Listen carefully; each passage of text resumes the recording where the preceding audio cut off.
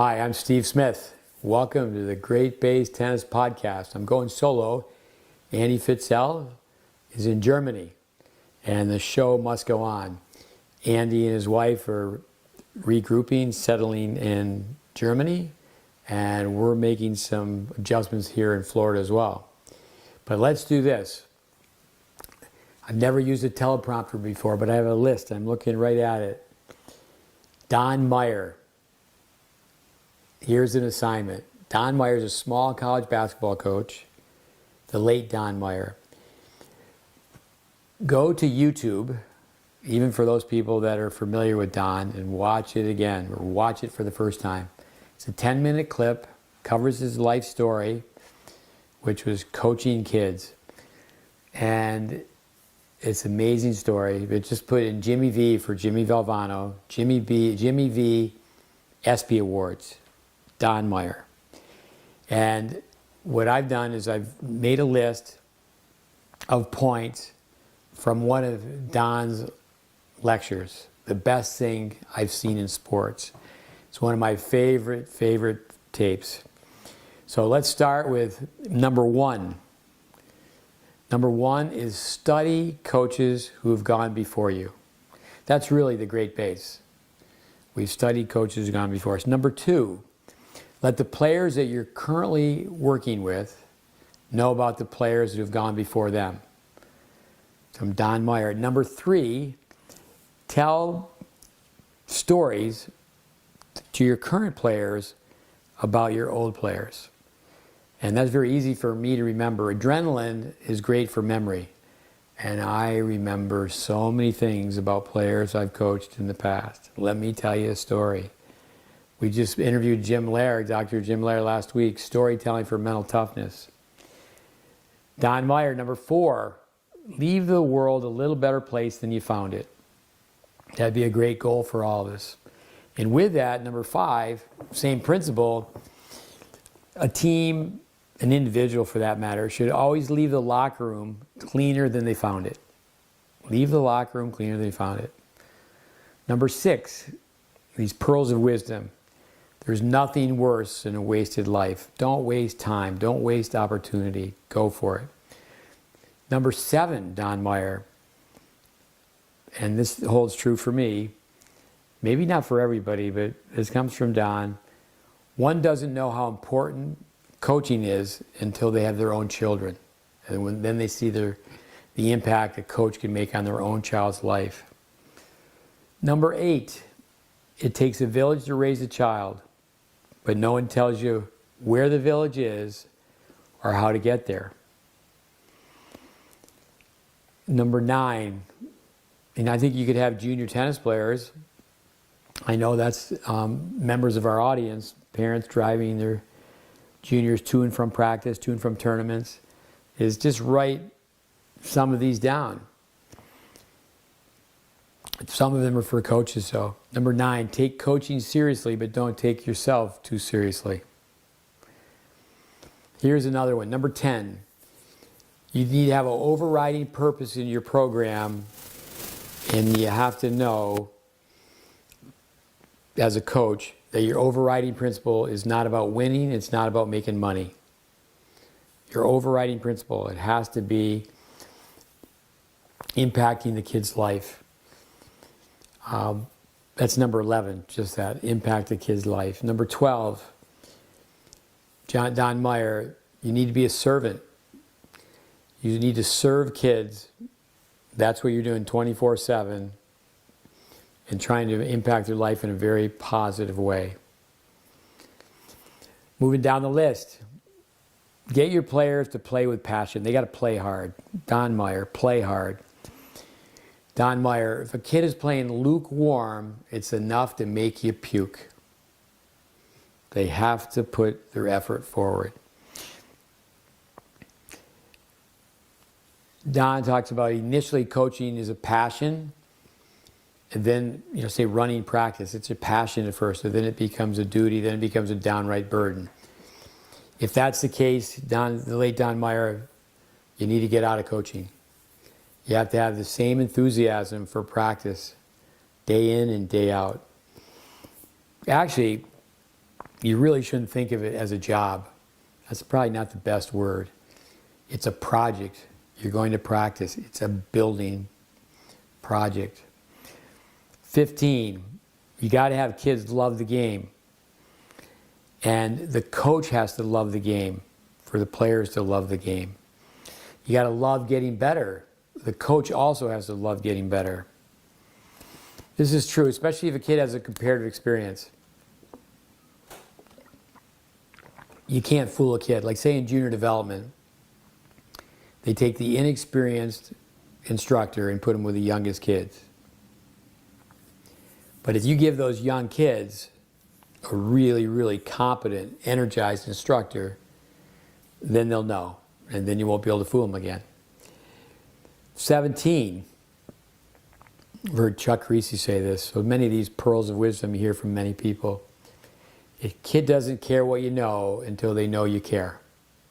They don't care how much you know until you prove to them how much you care. With 18, you're better off to go watch a coach run practice for 3 days than you are to go to a conference. Now again, Don Meyer went to conference after conference. I know I've been to so many tennis teaching conferences.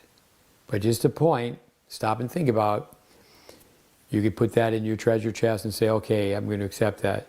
You're better off to schedule 3 days to go watch a coach's program than to go to a conference. So, number 19, you want to watch other coaches coach. I know years ago, I remember being in Southern California and watching Robert Lansdorp. Elliot Telscher is just a little younger than I am, top 10 player in the world.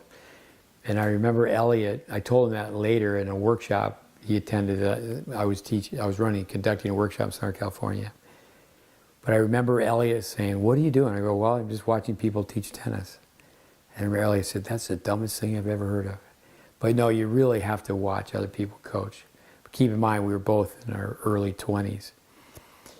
Don Meyer, find your gift, develop your gift, and then give it away. Give it away. Number 21, you got to sweat like the players. Pick up a broom, pick up the debris, take the garbage out. If you're grinding it, your players will grind it. They need to copy your work ethic. If you want to be prosperous, you have to be generous. You have to give to get. Don Meyer, just principal character guy. Again, just watch a little bit of him on YouTube and you'll be so inspired.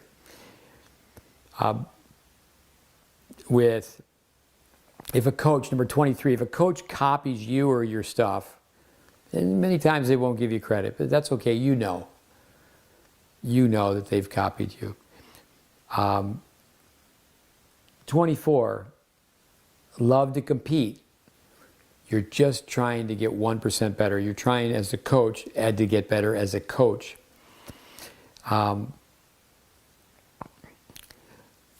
Be your own best critic to be your own best teacher. That's worth repeating. I tell kids you got to thrive on criticism. Thrive on criticism. I tell kids that just be very polite when you get compliments. You're not really interested in compliments, but you're interested in criticism. So be your own best critic to be your own best teacher. 26, Don Meyer. It's so bad if a player needs to have the coach jumpstart them day in and day out. I tease people that are having a cup of coffee and I go, "You're jumpstarting your heart." But with a player, if you have to jumpstart the player every day, that's a problem. Don Meyer, 27.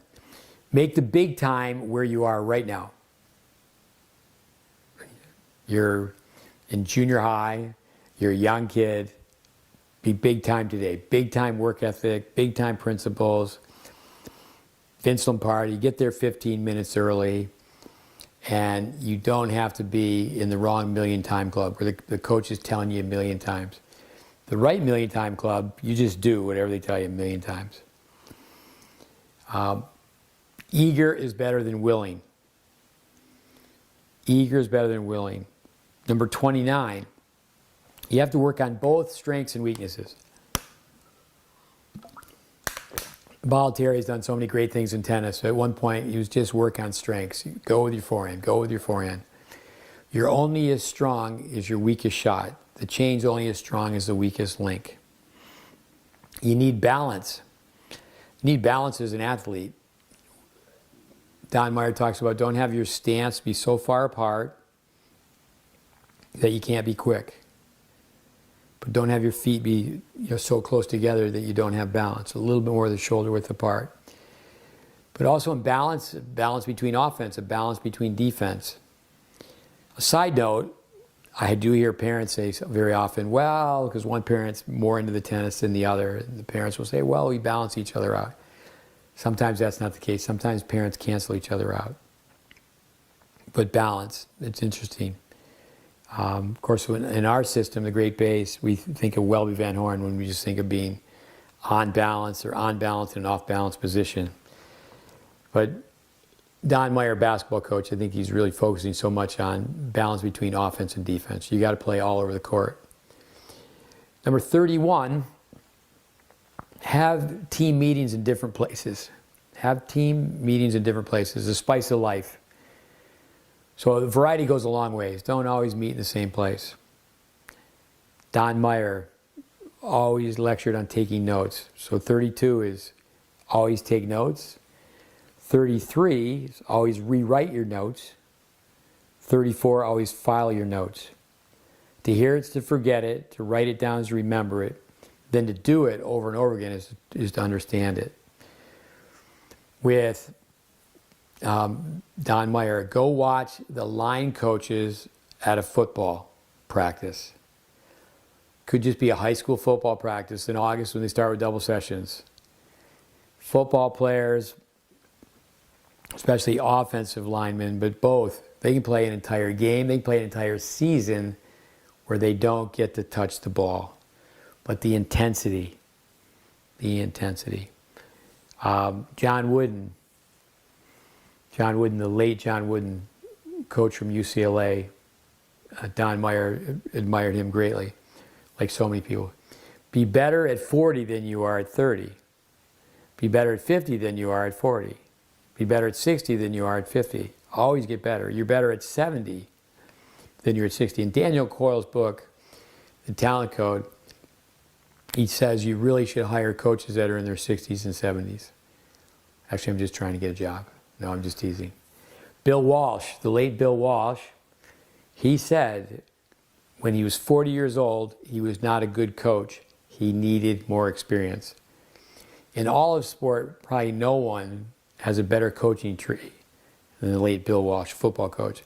So many of his, you could look it up, so many of his understudies went on to be head coaches in both college and pro football.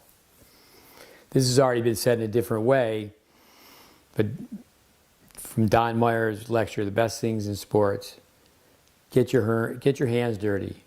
It's interesting to watch a tennis kid do dishes for the first time. It's very easy to find out the tennis kid, if their mom has done everything for them, they just can't get their hands dirty. Ask a tennis kid to pick up some weeds on the side of the court, and you'll be shocked. You'll be shocked. I use this often. Tell kids this. There's two types of pain. The pain of discipline and the pain of regret. And one lasts a lifetime. Okay, the pain of discipline, it really doesn't hurt to get out of bed early. You know, to get your head off the pillow doesn't really hurt. Number 40, this is so true. It's very prevalent today in America with so many juniors playing, or I should say, doing homeschool, doing non-traditional schooling. The individual cannot become bigger than the program. It's tragic what's happened to high school tennis. Years ago, 70s, 80s, early 90s, everybody played high school tennis. Not so much anymore. But the individual cannot become bigger than the program. Now, Don Meyer is a basketball coach. this ties in with tennis for sure. I've told many tennis parents over the years, don't call the coach up. Your kid's a freshman. Don't call the coach up and complain about playing time. But according to Don Meyer, in his experience, 40 plus years of coaching, the biggest complaint is about playing time. 42 from Don Meyer. Most parents rather have their kid be an all-state on an individual basis, all-state honors, all-state all-star team, than a state champion as a team member. 43. Can you take coaching? Can you take coaching? Ask kids that. I tell kids all the time that coaching bounces right off of them. If they don't look right at you, say, look me in the eye. If you say, for example, you have to reprimand a kid, you just say something and you are being critical and he looks away, he looks down. Say, no, no, no. That just bounced right off of them. They need eye contact. Take that right in. Now then, to add upon that, using Don Meyer's word, eager, do you eagerly take coaching? You are looking for criticism. 45, Don Meyer, often your friends are really not your friends. They're your buddies. And buddies are stealing your time. I always tell kids that, really you're lucky when your parents are your friends. That's who you turn to in a crisis. This is a Don Meyer, and I remember Gareth Doran telling one of my sons this about his high school teammates. He said to my son, if my father saw the way your high school teammates acted, he would say, be friendly, but don't be their friends. And this is interesting, all this resurfaces. Don Meyer is always quoting people, the late Don Meyer. Abraham Lincoln, this is one of Don Meyer's favorites. The worst thing you can do for something, the worst thing you can do is do something for someone who can do the same thing for themselves.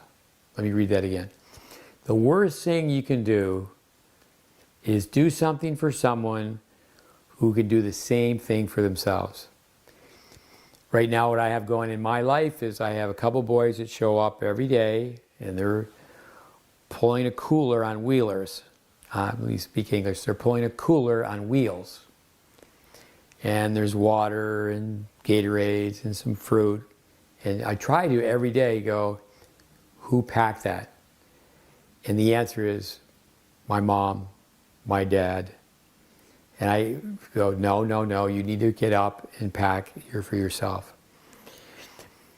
John Wooden, 49, recognize the mistake, admit to the mistake, learn from the mistake, forget about the mistake. It's all about mistake management. Don't let the mistakes manage you. With 50, halfway through here, Don Meyer, winning is a byproduct of skills.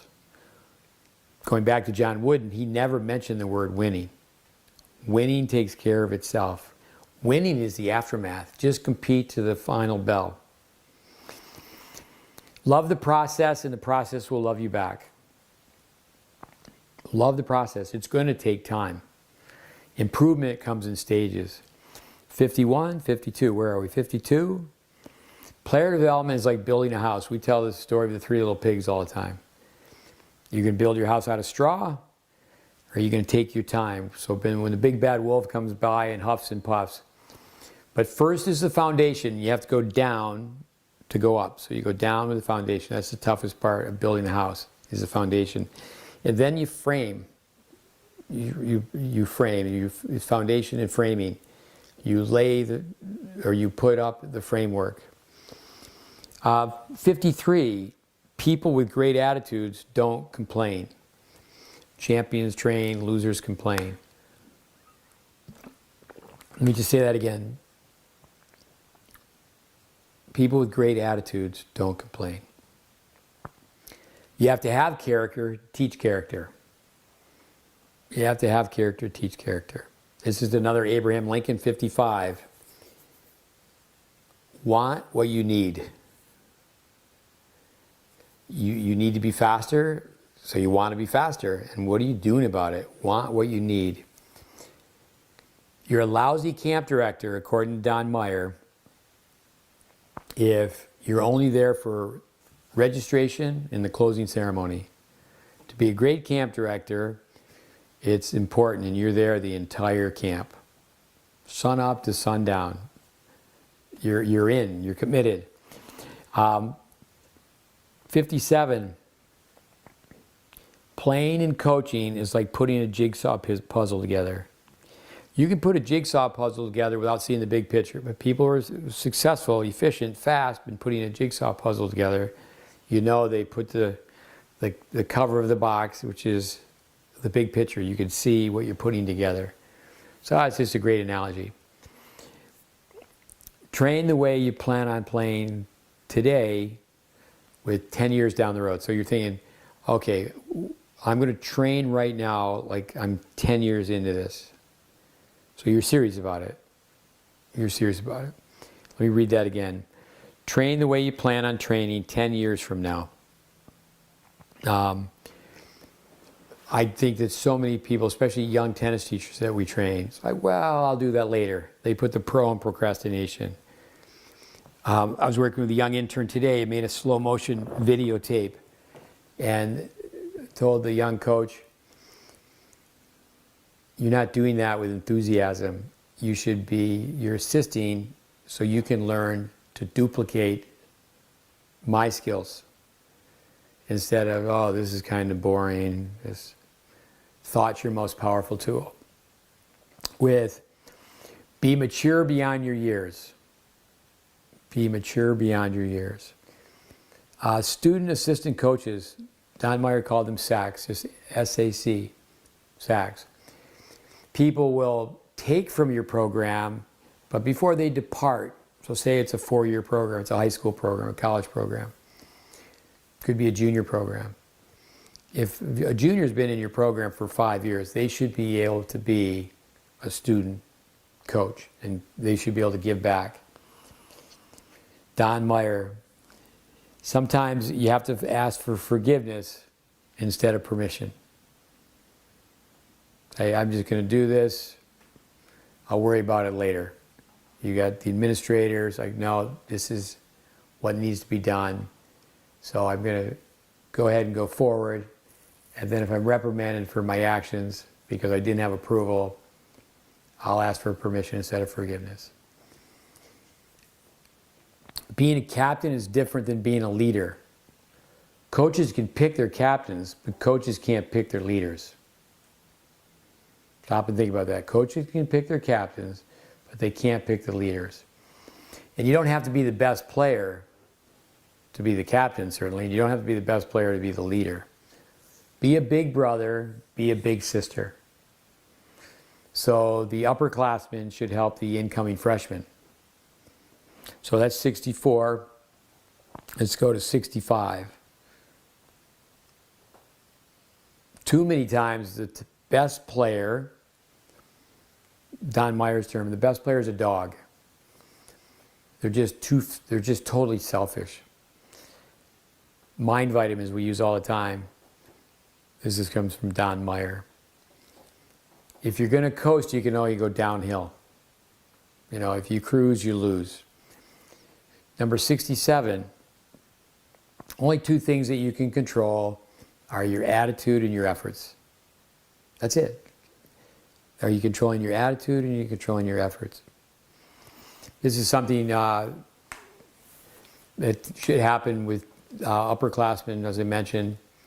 But he just says, put your veterans with your rookies. Put the veterans with the rookies. I know Tennis Canada's done that for a long time. When they send young players overseas, they send a veteran coach with a rookie coach. And there's a lot of positives for having, say, a young coach in their early 20s being with a group of juniors. But they're being mentored by a coach who's 40 years into it, coach in their 60s. Mickey Mantle, Don Meyer says that this brings tears to his eyes when he was alive. Number 7, the great Yankee. True, it says on Mickey Mantle's tombstone, I was a great teammate. Most junior tennis players, just because of the nature of junior tennis, They're a long ways. When they get to college, they have no idea how to be a great teammate. But that's important. Number 70, review practice. Practice is over. The late Pat Summitt, I believe she still has a record for most games won by a coach. In her 20s, after winning a silver medal as an Olympian, she coached University of Tennessee. And she won and won and won. But what she would do is watch practice for 2.5 hours. Now keep in mind she has a staff of assistants. But she would watch practice for 2.5 hours, go home, get on the treadmill, and watch practice. Watch the same practice that she just ran. And the next day she would show up, intensity, the eyes of a shark, zeroed in. And Summitt would reprimand the player, and the player would just stand. Coaching wouldn't bounce off of them. They wouldn't look away. They'd look right at Coach Summitt. And when she was done, she was the only one speaking, when she was done, the player would just say, I'll bounce back. Actually, a sidebar, I was at the University of Tennessee with Austin Krajicek. And I've known Austin since he was 7 years old, his father, Rob, and mother, Sherry. And I'm with him at a tournament, and we're being housed by a really nice family. And I asked, because I knew at that time Pat Summitt's health wasn't very good. And I said, do you know Pat Summitt? And their eyes lit up and said, yes, she's a very good friend.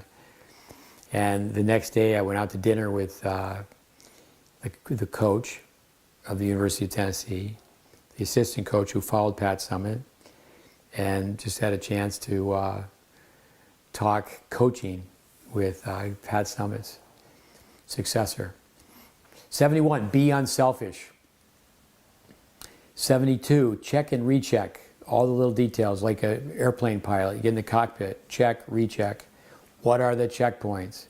Don't be too cool for school. Get in front of the mirror. Do it right-handed, if you're a right-hander, then do it left-handed. Another pearl from Don Meyer, adapt, improvise, and overcome. That's just being part of a competitor, whether you're a coach or a player. Match is on, we're tennis people, so here we have to adapt, we got to improvise, and we got to overcome. 74, do the right thing right now. Okay, first things first, do the right thing right now. What is that? Just do it. Don't hesitate, just do it. Okay, let's go to 75, principles. What's the bloody principle? If you don't stand for something, you'll fall for anything. Okay, you got to have a backbone. Don Meyer was always talking about this sport and that sport. Bum Phillips, he said this both about Bear Bryant as a college coach, Don Shula as a pro coach. And he said it with his country accent. Don Meyer, telling a story about Bum Phillips. Say Don Shula, for example. Don Shula was the first coach. He coached the Baltimore Colts and he coached the Miami Dolphins.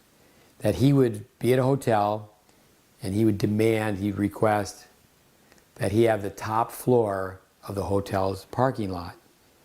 And under the lights, so that no one could park the car on the very top floor, the Miami Dolphins would go through play after play. And that's what, say for example, the eve of the Super Bowl, now the players are in big conference rooms, and the offensive units over here, and the defensive units over here, and the special teams, and they just go through the plays over and over again. But Don Shula, for example, or Bear Bryant, according to Bum Phillips, he could take his players and beat yours, he could take your players and beat his. Incoming coach, Don Meyer, incoming coach, and his coaching career was at 3 different colleges. Get rid of all the bad attitudes. Okay? You have a bushel basket of apples. You get one bad apple, all the apples go rotten. 78, get rid of, same thing, the I can't and the I won't. Zero tolerance, just get rid of them. With, I think of Scotty Perelman, who we've had on a podcast. I worked with Scotty in the 70s on the Vic Braden staff. He became the coach at the University of Kansas. And he basically had to get rid of player after player. And then he went on and turned that program around. They won their conference. Craig Tiley, who went through our training program, spent years assisting our program. He went to the University of Illinois. He got rid of everybody. You got to start from scratch. Get rid of the bad apples. Don Meyer, 79. This takes reflective thought. Remember, the kid with great parents is lucky. Remember, the kid with great parents is lucky. So number 80, and this is from his lecture, Best Things You've Seen in Sports. Do your homework and try to do everything you can to save the kid with bad parents. You know, a lot of times it's just reflective behavior. Here in the U.S. we say, oh, the apple doesn't fall from the tree. What the Greeks say is the apple falls under the tree. With 6 words to understand the relationship of coaching. In the order of these: who, why, what, when, where, and how. How is the last step. You don't start, say for example, you're going to start helping someone with a forehand. You don't do that first. You find out, well, who you're teaching. You know, why does the kid want to learn how to hit a forehand? Just go through that, and it's not always like how to do it to get the relationship established. 82, this is key. Confidence comes from demonstration ability. You should be able to call any one of your players out and say, okay, show us how to hit a volley. Show us how to hit that one-handed backhand volley. Really drive it from your shoulder. So you demonstrate in front of your peers. You have players come out front and say, demonstrate. Let me see you do this technique that we're working on. It's very important to put the players on stage, have them perform. That's what they're doing. The tennis court's their stage. 83. And so many people agree, these are just points that are so principled. Make athletes, cross-train. To a reasonable level, your athletes should be able to play every sport. They should be able to dribble a basketball. You say tennis players, they should be able to shoot a basketball. They should be able to catch and throw a football. If you're going to have a softball game. But we're growing farther and farther away from that, where kids are specializing too early. 84, this is interesting, 84, and again, Don Meyer, basketball coach, so he's dealing with teams. So you could do that in junior tennis. You got a practice squad. They're working with each other. Conduct player perception tests, but don't share the results with the players. Okay, so you have your players stop and reflect, and they vote. It's a secret ballot handed into the coach. Who's the hardest worker? Who's the smartest worker? Who's the most unselfish? Who's the most giving teammate? Then you can go skill by skill. So in tennis, who has the best serve? Who has the best return of serve? 85. I love this, 85. In tennis, people start banging their head against the wall. Now tennis, on some polls, is right at the bottom for the worst. The worst as far as how tennis is coached. You must have a system. And like, no, you can't have a system. You know, we actually had a podcast on Peter Burwash. And Peter sent us a nice letter, and it was very positive, and he was appreciative on how accurate we were about Peter himself and PBI. So Peter, we're not going to teach form, we're going to teach understanding. And I said, no, just stop and listen. What we're going to do is we're going to teach people to understand form. But we opened our doors, and we're so fortunate, so lucky to be taught by Peter Burwash.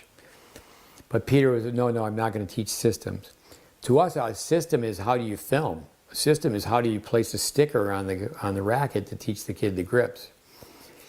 The system is, how do you skill test? Everything is an organized plan.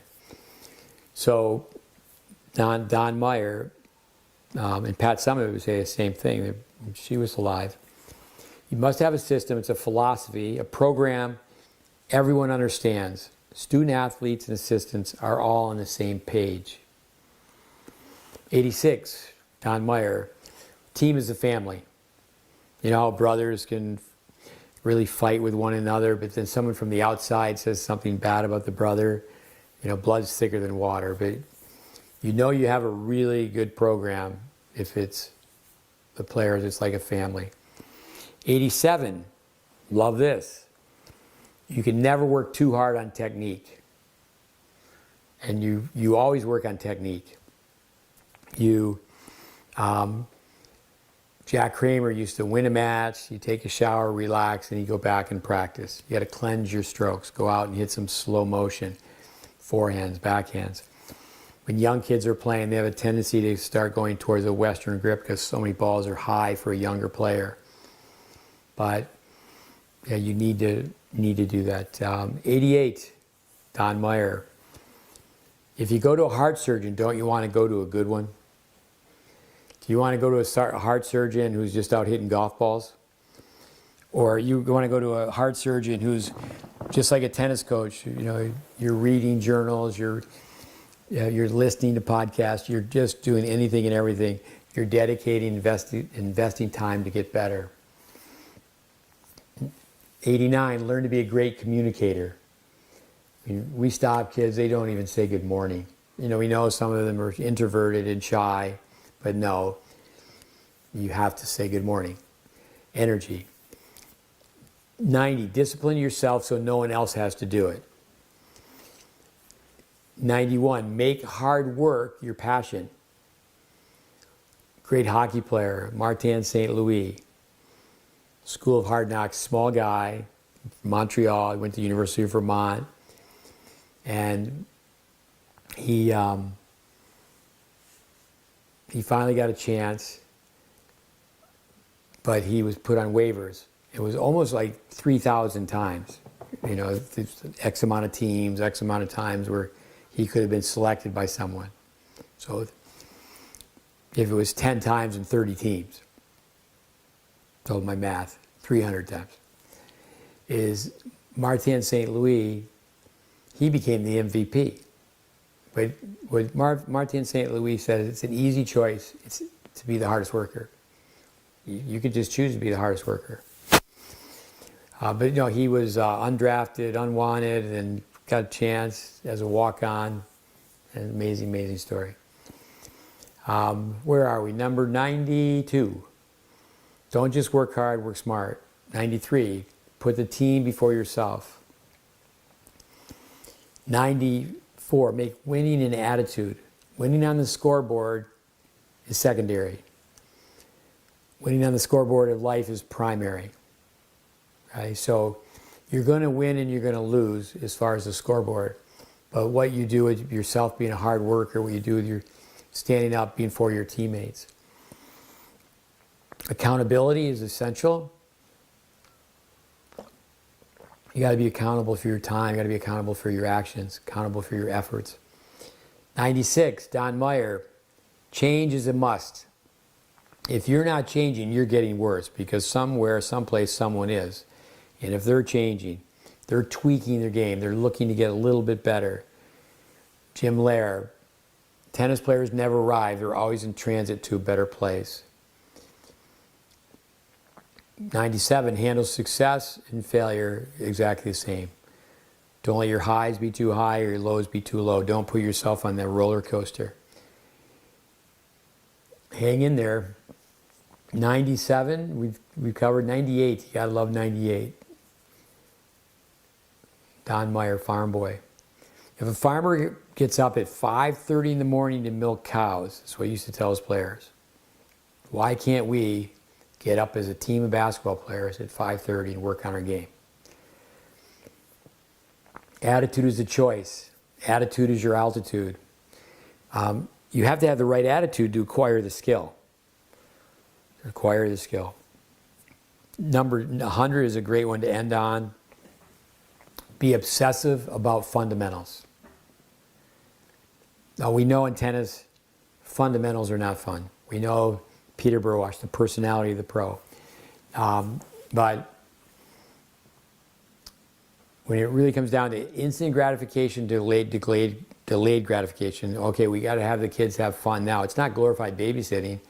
They signed up for a class to learn how to play tennis. So be obsessed by fundamentals.